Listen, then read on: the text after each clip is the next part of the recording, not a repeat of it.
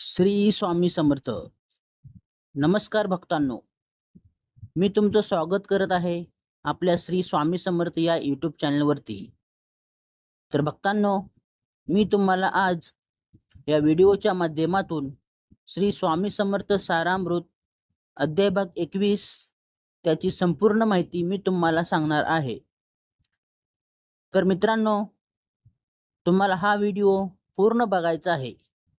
तर चला पाहूया. नमस्कार भक्तांनो, श्री स्वामी समर्थ सारामृताचा 21वा अध्याय हा भक्तांच्या श्रद्धा, गुरुभक्ती आणि स्वामींच्या कृपाशक्तीचे अत्यंत प्रभावी दर्शन घडवणारा आहे. हा अध्यायात स्वामी समर्थ आपल्या भक्तांच्या जीवनातील संकटे दूर करून त्यांना योग्य मार्ग दाखवतात. भक्ती, निष्ठा आणि संपूर्ण शरणागती यांचे महत्त्व या अध्यायातून स्पष्ट होते. तसेच या अध्यायात एक भक्त अत्यंत दुःखी अवस्थेत स्वामींच्या चरणी येतो. संसारातील अनेक अडचणी, आर्थिक संकटे, मानसिक तणाव आणि कौटुंबिक समस्या यामुळे तो निराश झालेला असतो. अनेक उपाय करूनही त्याच्या समस्या दूर होत नाहीत. शेवटी तो श्री स्वामी समर्थांचे स्मरण करून अक्कलकोटला येतो आणि त्यांच्या चरणी प्रार्थना करतो. स्वामी समर्थ भक्तांच्या अंतःकरणातील वेदना जाणून घेतात. भक्ताने आपल्या दुःख पूर्णपणे सांगण्यापूर्वीच स्वामी त्यांच्या मनातील सर्व विचार ओळखतात. हे पाहून भक्ताला आश्चर्य वाटते आणि त्यांची स्वामीवरील श्रद्धा अधिक दृढ होते. स्वामी त्याला धीर देतात आणि सांगतात की बाबा, भिवू नकोस, मी तुझ्या पाठीशी आहे. स्वामींच्या या शब्दांनी भक्ताच्या मनातील भीती दूर होते. त्याला आत्मविश्वास प्राप्त होतो. काही दिवस तो स्वामींच्या सेवेत राहतो. त्या काळात त्याला अनेक आध्यात्मिक अनुभव सुद्धा येतात.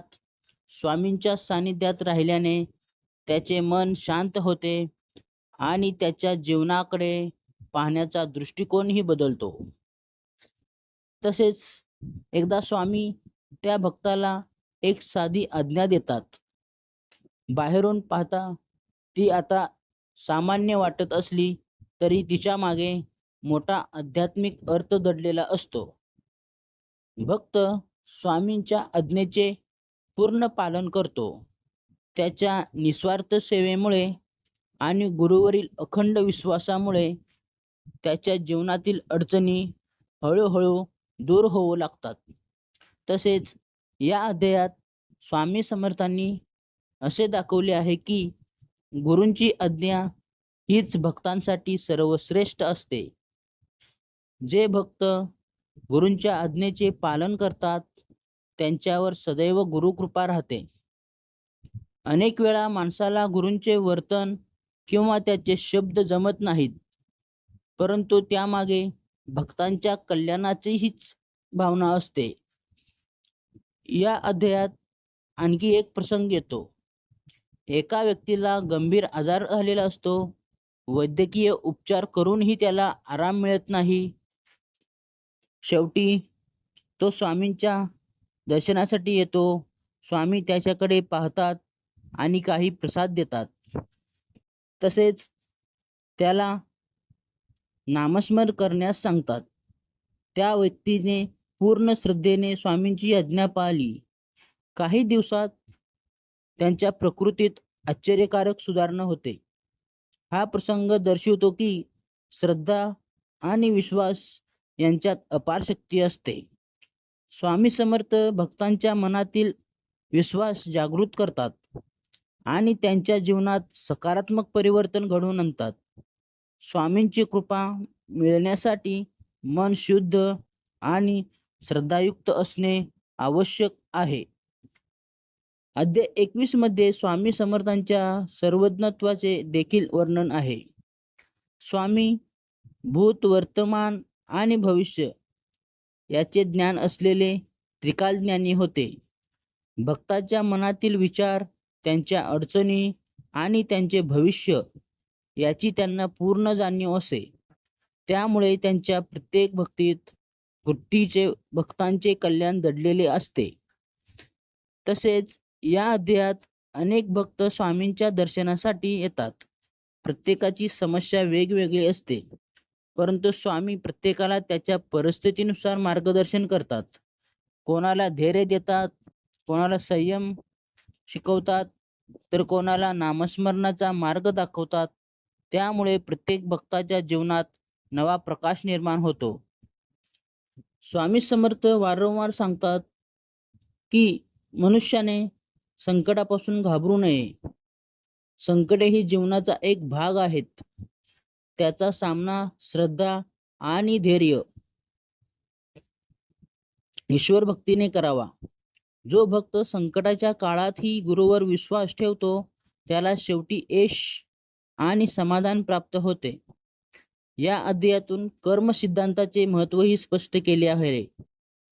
स्वामी समर्थ भक्तांना नेहमी सत्कर्म करण्याचा उपदेश करतात. चांगल्या कर्माचे फळ निश्चित मिळते, तर वाईट कर्माचे परिणाम भोगावे लागतात.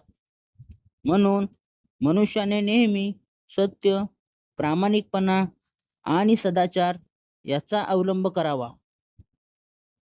तसेच अध्यायाच्या शेवटी त्या भक्ताने जीवन पूर्णपणे बदललेले दिसते.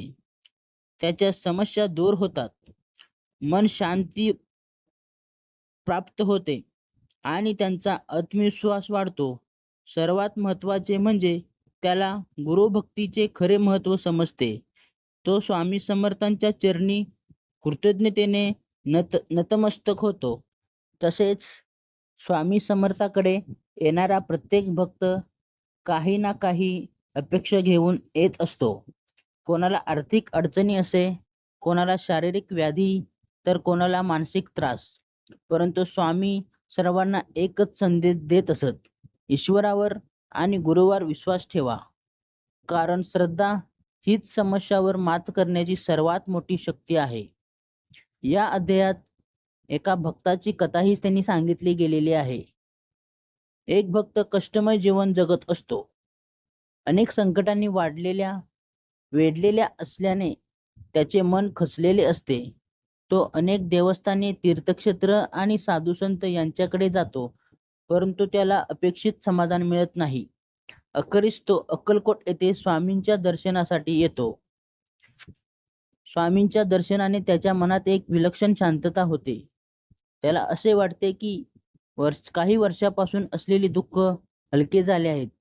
तो स्वामींच्या चरणी बसतो आणि मनोमन प्रार्थना करतो. स्वामी त्याच्याकडे प्रेमाने पाहतात. त्याच्या कृपादृष्टीने भक्तांच्या अंतःकरणात नवीन आशा जागृत होते. काही वेळाने स्वामी त्याला सांगतात की जीवनातील संकटे ही कायमस्वरूपी नसतात. प्रत्येक संकट हे माणसाला अधिक सक्षम बनवण्यासाठी येते. जो मनुष्य धैर्याने आणि श्रद्धेने संकटाचा सामना करता येतो त्यालाच यश प्राप्त होते. स्वामींचे हे वचन भक्तांच्या हृदयाला स्पर्श करते. त्यानंतर स्वामी त्याला नामस्मरण करण्याचा उपदेश करतात. श्री स्वामी समर्थ या नामाचा जप करण्यास सांगतात. भक्त पूर्ण विश्वासाने नामस्मरण सुरू करतो. काही दिवसातच त्याच्या मनातील नकारात्मक विचार कमी होऊ लागतात. त्याला मानसिक धैर्य प्राप्त होते. तसेच या अध्यायात स्वामी समर्थांच्या करुणामय स्वभावाचेही वर्णन केले गेलेले आहे. स्वामी कधीही भक्तांची अपेक्षा करत नसत. गरीब असो वा श्रीमंत, विद्वान असो वा सामान्य माणूस, सर्वांसमोर त्याची कृपादृष्टी समान असे. त्याच्या दृष्टीने प्रत्येक जीव हा ईश्वराचा अंश आहे. तसेच अध्यायाच्या शेवटी भक्तांना हे समजते की खरे सुख हे बाह्य संपत्तीत नसून अंतःकरणातील शांतीत आहेत. ही शांती गुरुभक्ती, नामस्मरण आणि ईश्वरनिष्ठेमुळे प्राप्त होते. स्वामी समर्थांचे स्मरण केल्याने मनातील भीती, चिंता आणि दुःख नष्ट होते आणि आत्मविश्वास वाढतो. श्री स्वामी समर्थ. तसेच अध्याय 21चा सारांश मी तुम्हाला सांगणार आहे. गुरुवरील विश्वास कधीही व्यर्थ जात नाही. 2. संकटे ही जीवनातील परीक्षा असतात. 3. नामस्मरणाने मन शुद्ध आणि शांत होते. 4. सत्कर्म आणि प्रामाणिकपणा हेच खरे धन आहे. 5. स्वामी समर्थ सर्व भक्तांवर समान कृपा करतात. 6. अहंकाराचा त्याग करून नम्रता स्वीकारावी. 7. गुरुकृपेने जीवनातील अशक्य वाटणारे गोष्टी शक्य होतात. 8. श्रद्धा, सबुरी आणि भक्ती यामुळे आध्यात्मिक समाधान मिळते. श्री स्वामी समर्थ. अनंत कोटी ब्रह्मांड नायक, राजाधिराज, योगीराज, परब्रह्म श्री स्वामी समर्थ महाराज की जय. श्री स्वामी समर्थ महाराज की जय. तर भक्तांनो, श्री स्वामी समर्थ सारामृत अध्याय भाग 21 याची संपूर्ण माहिती मी तुम्हाला सांगितलेली आहे. तर भक्तांनो, पुढचा अध्याय पाहण्यासाठी व ऐकण्यासाठी आत्ताच आपल्या चॅनलला लाईक करा, शेअर करा आणि सबस्क्राईब करून बेल आयकॉनचे बटन दाबा, जेणेकरून मी जे सोडलेली माहिती आहे ती तुमच्या मोबाईलवर तुम्हाला सर्वात अगोदर पाहायला मिळेल. श्री स्वामी समर्थ. श्री स्वामी समर्थ.